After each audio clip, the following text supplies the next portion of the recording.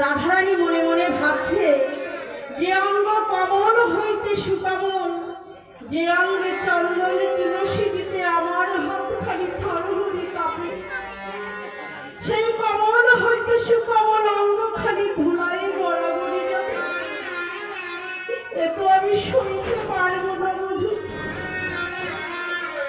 তবে শোনো বন্ধু, তোমার যদি বাসনা থাকে আমি তোমায় বাধা দেব।